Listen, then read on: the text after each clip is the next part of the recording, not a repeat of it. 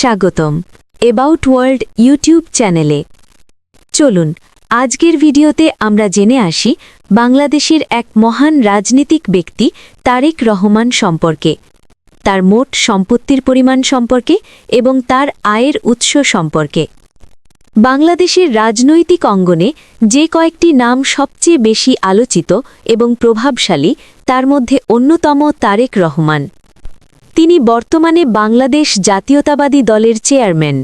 দলের নেতৃত্ব দিয়ে গণতান্ত্রিক আন্দোলন এবং নির্বাচনী প্রস্তুতিতে তিনি সক্রিয় ভূমিকা পালন করছেন। তারেক রহমানকে অনেকে তারেক জিয়া নামেও চেনেন, যা তার পিতা শহীদ রাষ্ট্রপতি জিয়াউর রহমানের নামের সঙ্গে যুক্ত। তার মাতা বেগম খালেদা জিয়া ৩ বার বাংলাদেশের প্রধানমন্ত্রী ছিলেন। এই পারিবারিক ঐতিহ্যের কারণে তারেক রহমানের রাজনৈতিক পরিচয় শুরু থেকেই জাতীয়তাবাদী আদর্শ এবং বিএনপি-এর সঙ্গে গভীরভাবে জড়িত। তিনি দলের ভারপ্রাপ্ত চেয়ারম্যান থেকে চেয়ারম্যান পদে উন্নীত হন এবং তার নেতৃত্বে দলটি দেশের রাজনৈতিক পরিবর্তনের পর নতুন করে সংগঠিত হচ্ছে। তারেক রহমান জন্মগ্রহণ করেন ২০ নভেম্বর ১৯৬৫ সালে ঢাকা শহরে।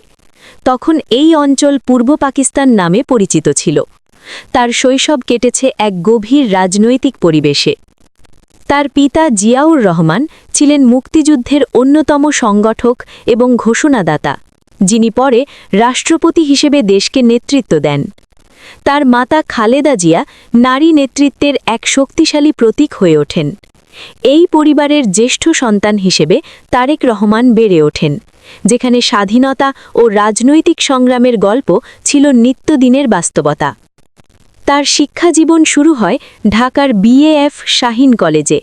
সেখান থেকেই তিনি মাধ্যমিক ও উচ্চ মাধ্যমিক সম্পন্ন করেন।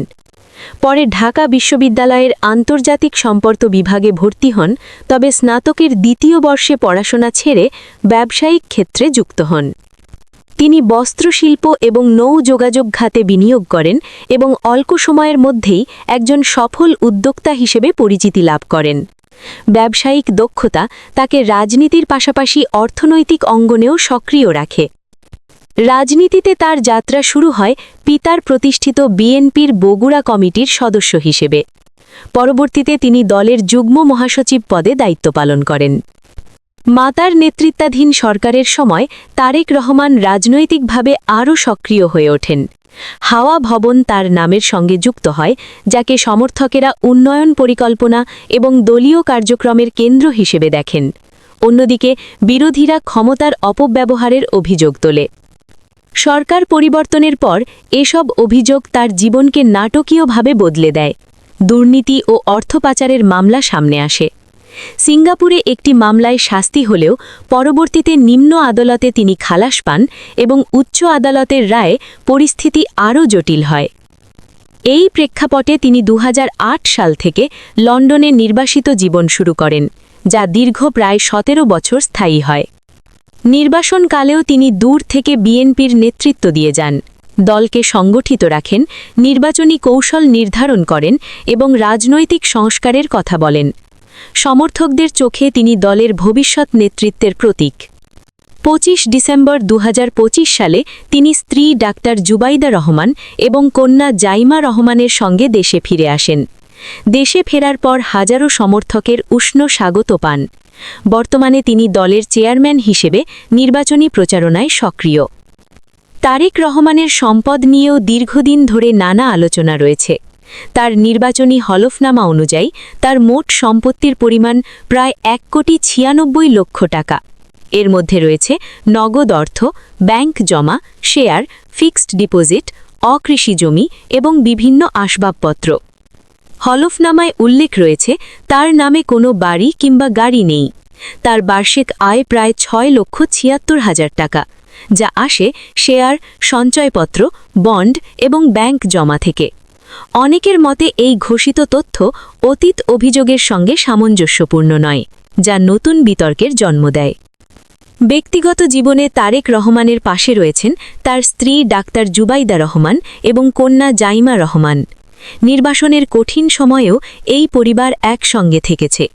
দেশে ফেরার পর পারিবারিক বন্ধন আরও দৃঢ় হয়েছে। তার মা বেগম খালেদা জিয়া দীর্ঘদিন ধরে অসুস্থতার সঙ্গে লড়াই করেছেন। এই সময় তারেক রহমান পিতার রাজনৈতিক উত্তরাধিকার বহন করে দলের দায়িত্ব কাঁধে নিয়ে এগিয়ে চলেছেন।